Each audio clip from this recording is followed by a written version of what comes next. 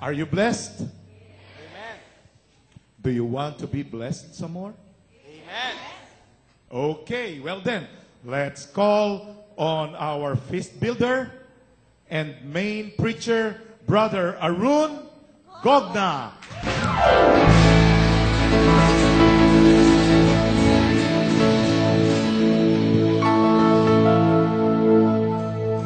Merry Christmas.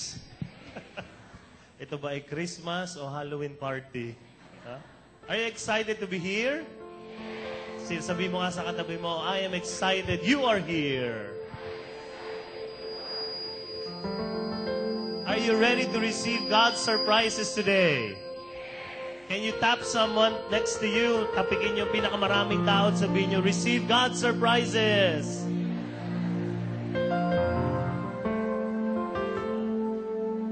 Alam niyo po, pag Pasko, dumadami ang stress ng mga tao. Tama? Sino mga stress sa inyo lately? Ayan. Okay. Dumadami din ang pera. Sino maraming pera ngayong Pasko? Ayan. Ayan ang gusto ko sa inyo, no? Talaga. Dumadami rin ang gastusin. Tama? No? Dumadami ang traffic. Kumakapal ang traffic. Ganyan. But we know that even if it is Christmas, we have a lot of stresses, we have a lot of things in mind, we have a lot of things to do. I would like you to believe that God would like to surprise you today. Amen? Can you put your hand upon your heart? Sabihin niyo nga, Lord, surprise me today. Gulatin niyo ako, Panginoon. Gulatin niyo rin ang katabi ko ng inyong pag-ibig. In Jesus' name. Amen. Amen. Praise God. Hallelujah. And with this faith, we can come before our God because He will surprise us with His love. Together in the name of the Father, Son, and of the Holy Spirit. Amen. Together, let us proclaim, today I receive all of God's love for me. Today, I open myself to the unbounded, limitless, overflowing abundance of God's universe. Today, I open myself to God's blessings, healing, and miracles. Today, I open myself to God's Word, so I would become more like Jesus every day. Today, I proclaim that I am God's beloved. I am God's servant. I am God's powerful champion. And because I am blessed, I am blessing the world. In Jesus' name, amen and amen. Hallelujah. Thy word is a lamp unto my feet and a light unto my path. I will be reading to you a passage from the book of Jonah. But before I read, let me just ask you, what comes to your mind when you hear the word or the name Jonah? Sige nga, ano pumasok sa isip nyo? Jonah the whale, no? Hindi siya the whale. Si Jonah ay, he was swallowed by the whale, no? Hindi siya yung whale. But let me tell you the story of Jonah. Jonah was in Israel, and then one day, God spoke to him. Alam mo, sabi sa kanya ni God, Jonah, I would like you to go to Nineveh.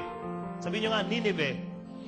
I would like you to tell them to change their lives, or else I will destroy them. Yun ang sabi ng Diyos. So ganito, tingnan niyo ako mabuti. Sabi ni Lord, pumunta ka sa Nineveh. So nandun yung Nineveh. Nung sinabi sa kanya yun, alam mo, sabi ni Jonah, Lord, I will go to Tarshish. Hindi siya pumunta sa Nineveh. Sa iba siyang lugar pumunta, the opposite direction. Sumakay siya ng bangka, malaking barko. Bakit? Ayaw niyang puntahan yung mga tao sa Nineveh. Bakit niya ayaw puntahan? Kasi mortal nilang kaaway yung mga tao sa Nineveh. Nung araw, itong mga taga Nineveh, yung Assyria ang tawag, the Assyrians, they conquered Jerusalem, Israel. Pinatay yung mga tao, yung mga babae, bata, ganun. So galit na galit sila sa mga tao sa Nineveh. Tapos imagine nyo si Jonah, sinabihan ng Diyos nila, pumunta ka doon para magbago sila, hindi ko sila parusahan. Hindi ka talaga. Kasi sabi mo, Lord, actually, gusto ko nga parusahan niyo sila. Ganon yung ate. Ayoko nga. Tapos ako pa gagamitin ninyo? Ako pupunta doon. Nako, ayoko. My dear friends, many of us wants God. We want God to love us. Amen? But not our enemies. Ako lang, Lord, mahalin nyo. Huwag tong kaaway ko. Kaaway ko nga eh.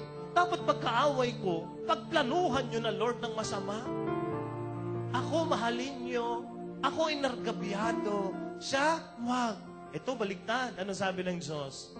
Puntahan mo para magbago. Ayaw ko. Sumakay ng barko. Mamaya yung barko, binabagyo na. Tapos mamaya, ang ginawa niya, pumunta sa ilalim ng barko. Anong ginawa? Doon lang siya. Bahala na. Kung ako mamatay sa bagyo to, mamatay na. Kaya lang napansin niya, yung mga ibang nakasakay, natatakot na, nagdasal sa kanya-kanyang Diyos. Sabi nila, patawarin mo ako, Diyos ko, kung ako man ang may sala ng bagyong ito. Sabi nung isa, ako din, kung iba-ibang Diyos. Tapos si John, lumapit sa kanila, lumabas, at sabi niya, actually, wala naman kayong kinagagawan dito. Ako talaga to. Hinahabol ako ng Diyos ko. Kaya suggestion ko sa inyo, itapon niyo ako sa dagat para mamatay na ako. Ayaw ng mga tao. Pero pinilit niya. So tinapon na siya. Pagtapon na nangyari, kinain siya ni Shamu the whale. No? Kinain siya. Nung kinain siya, anong ginawa? After 3 days, dumating yung whale sa Nineveh, iniluwa siya sa Nineveh. So na-imagine mo, pagdating niya sa Nineveh, nasa Nineveh na siya. No choice. Kailangan niya sundin si Lord. So naglakad siya. He was proclaiming the word of God in Nineveh. Tandaan niyo, ang sabi doon, 1 day lang siya nag-ikot sa Nineveh. Ang laking city yon. You don't walk Nineveh for 1 day. Especially when you're preaching. Anong ginawa niya? Ganito. Siguro. Magbago na kayo, ha? Magbago kayo. Oy, magbago kayo, ha? Bago kayo. Bago kayo. Bago kayo. Bago kayo, ha? Ano kayo? Magbago kayo. 1 day. Tapos na. Alam mo ginawa ng mga tao? Nagbago nga. At alam niyo feeling ni Jonah? Hindi siya natuwa. Lalo pa siyang nainis. Bakit? Kasi nga ayaw niya magbago para sirain sila ni Lord. Kaaway ko kasi sila. Let me read to you that passage from Jonah chapter 4, verses 1 and 2. But Jonah was greatly displeased and became angry. He prayed to the Lord and said, Please, Lord, was not this what I said while I was still in my own country? Therefore, in order to forestall this, I fled to Tarshish. For I knew that you are a gracious and compassionate God, slow to anger and abundant in loving kindness, and one who relents concerning calamity. My dear friends, there is one message of the book of Jonah, and this is the message of the book of Jonah. My love, God's love, is bigger than you think. Ang pag-ibig ng Diyos ay mas malaki pa, malawak. Saan? Kaysa sa naiisip nating pag-ibig niya. God is telling us, my mercy is bigger. My heart is bigger. My plan is bigger. Kaya kung ikaw ay ginugulo mo na yung buhay mo, para kang Nineveh, gulo ng buhay, nang gulo pa ng iba, God is saying, my mercy is bigger. My heart is bigger. My plan is bigger. So my dear friends, if God showed mercy to you, this is what He wants to say. Show mercy to others as well. Kaya itong talk na ito, masakit ng konti sa'yo. Lalo na kung ayaw na ayaw mong makita yung mga kaaway mo na binibless ng Panginoon. Pero I would like you to just sit a while later, listen, open your heart, let God speak to your heart. Payagan mong kausapin ka ng Diyos because He wants to bless you. He wants to set you free today. Let's pray. Close your eyes. Just bow down your head. Pray this prayer after me. Father in heaven, thank you for bringing me here. I know that you will surprise me. Lord, I want you to change my heart. make it bigger. Make it wider to receive people I find difficult to love. Transform my heart. Transform my mind. This I pray in Jesus' name. Amen. Amen. Thy word is a lamp unto my feet and a light unto my path. Let's give the Lord a big hand. Hallelujah. Thank you, Lord. Bless your people today. Glory and honor to your name. As you sit down, can you tell someone next to you, God is blessing you right now?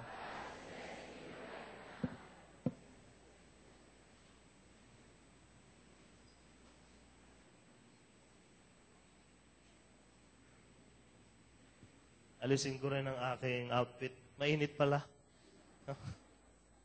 Welcome to the last talk of the series, Restore. Last week, if you remember, the message was this: do not be too hard on yourself because God is merciful to you. This Sunday, today, God would like to tell you this: do not be too hard on others. Do not be too hard on others. God wants to tell us that we have to see others the way He sees others. One big message is this, that God would like you to accept others more. Taas lang ng kamay, sino sa inyo rito, you have been hurt before by other people? Nasaktan na kayo. Ayan. You were offended by someone. Okay. You were cheated upon. You were rejected. Parang kayo-kayo pa rin. Hindi man lang kayo nagbaba ng kamay kahit isang beses. Ano? Sino sa inyo rito, you are irritated with some people? Naiirita kayo sa mga ilang-ilang taong kilala nyo. Ayan. May sasabihin ako sa inyo, ha? Magugulat lang kayo ng konti. Itong mga taong kinaiinisan nyo, naiinis tayo sa kanila, sinaktan tayo nila, kaaway natin sila, mahal sila ni Lord. Sa lahat naman ng mamahalin nyo, Lord. Bakit siya pa? Lahat ng kademonyohan nasa kanya na. Tiningnan ko palang, nakikita ko na ang aninag ni Satanas. Mahal nyo ito. Oo. Totoo yun. Isipin nyo na yung mga taong nakasakit sa inyo. Mga dalaga, isipin nyo na yung mga umiwan sa inyong boyfriend nyo. Mahal din sila ni Lord. Saan man sila nandoon ngayon. Mahal sila. Kaya tama na yung kakatusok ng karayom sa mga manika. Ah? Tama na yan. Palayain nyo na sila. I-display nyo na ang manika nila. Mahal din sila ng Diyos. Yun talaga eh. Mahal din sila ng Diyos. One big message is to be more accepting of others. Can you hold the hand of people you know around you? Mga kilala nyo lang. Kasi grabe itong sasabihin nyo. Tingnan nyo nga siya sa mata. Sabi mo sa kanya, be more accepting of others. O mas maganda, Tagalogin natin. Sabi mo sa kanya, tanggapin mo ako. Yung talaga eh. Alam niyo kung sinong madalas makasakit sa atin? Yung madalas natin kasama. Tama? Tama? Diba? Alam ka na ba masaktang kayo ng taga-Africa, hindi nyo na makilala? Sino ba yon? Ganon. So, madalas makakasakit yun, palagi nyo kasama. Kaya lang ito, hindi ka lalaya, hindi ka magkakaroon ng tunay na kaligayahan pag pag palagi na lang tinitingnan mo yung kasama mo at hinahanap mo yung kanilang kamalian. The Word of God today would like us to be more accepting of others. Paano yan ito? You know, we judge very quickly. We judge people easily. Ang dali, isang tingin lang natin, hinusgahan na natin kaagad ang tao. Tama po? Last Sunday, we had a concert here, the Kerygma 5, the K5, with Bo. Alam niyo, for the first time, we've been going around different feasts doing the concert, but we've never watched the concert ourselves. Pag naisa lang na yung isa dito sa stage, kami, nagbibihis dun sa likod.